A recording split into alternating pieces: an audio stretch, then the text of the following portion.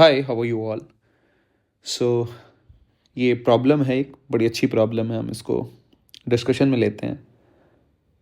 ये जो मिक्स है, ये मतलब ये आपका कोलिजन के साथ मिक्स होके ये मैटर वेव जो है, वहाँ से ये सवाल मैटर वेव प्लस कोलिजन यानी कि मिक्स होके, यानी कि मैकेनिक्स से मिक्स होके ये सवाल है। तो ये है क्या सवाल? देखो, एक पार्टिकल है ए जिसका मास है M A, is moving with a velocity. तो जो जो पता है वो बनाते चलो। ये है जी, ये मूव कर रहा है वी वेलोसिटी से। चलो, फिर hits the particle B of mass M B at rest. चलो जी, ये हो गया तुम्हारा बच्चे। बी है ये रेस्ट पे है, यानी कि initial velocity u1 u2 zero होगी और u1 इज इक्वल टू हो गया v। इसका मास एम ए है और इसका मास बच्चे एम बी है।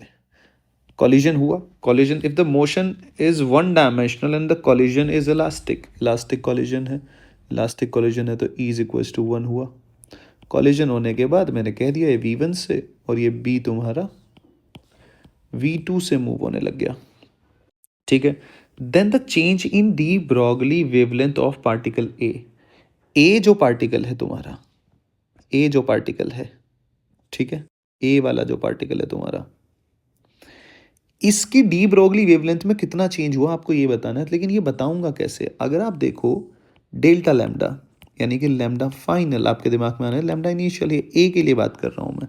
यानी कि लैम्डा क्या होता है? H upon M V. भाई यही तो पढ़ते हो आप, H upon M V one M A minus H upon M A V final, initial और फाइनल ऐसे लिख लो।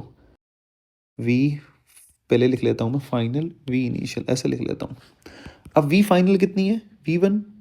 और वी इनिशियल कितनी है? ये देखो, वी ए के बारे में बात कर रहा हूँ ना, तो H upon M A V one minus H upon M A V, ये निकालना है आपको। तो अल्टीमेटली आपको वी वन पता होना चाहिए। अब वी वन के लिए आप फॉर्मूला याद करो, मैंने क्या बताया था? वी वन निकालना है तो ये वाला फॉर्मूला ही यूज़ करना है हमेशा, U C M minus E U one.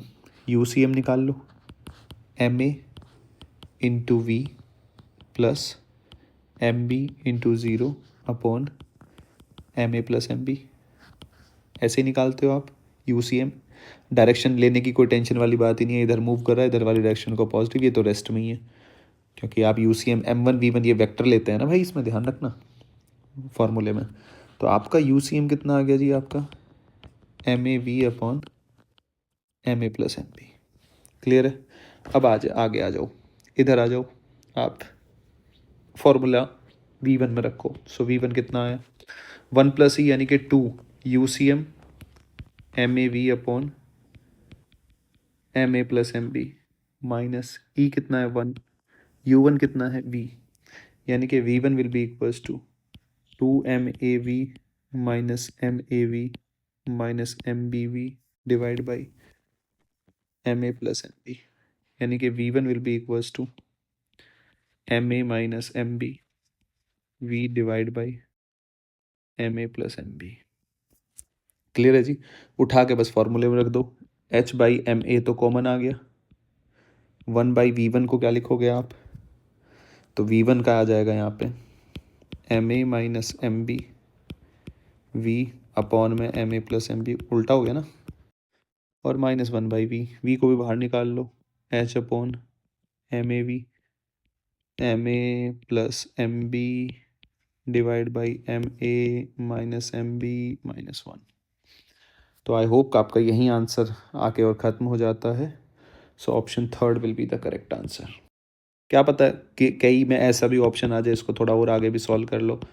M A we किसी ऑप्शन में ऐसा भी बना दे, ये ना बना के ये भी बना सकता है वो, M A plus M B minus M A plus M B LCM लेके divide by M A minus M B. तो आपको हर चीज़ के लिए तैयार रहना है। तो एक आंसर इसका ये भी आ सकता है, H upon M A V two M B. तो ऐसे घबराने वाली बात नहीं है, M A minus M B, ये भी सही है। यहाँ आके कह दिया ये भी सही है, ये भी सही है। ठीक है, तो दोनों ही आंसर सही है। आई होप आपको समझ में आया होगा और अपने दोस्तों के साथ शेयर करते रहें ताकि ज़्यादा से ज़्यादा बच्चे हमसे जुड़ें और मुझे भी हौसला मिलता रहे ताकि मैं अच्छा कंटेंट आपके लिए और अच्छे से बनाता रहूँ और अच्छे से सवालों को बताता रहूँ, समझाता रहूँ और चैप्टर की थ्योरी भी पढ़ाता रहूँ, जो हमारा बचा हुआ है वो भी मैं पूरा करता रहूँ। तो मिलते हैं आगे।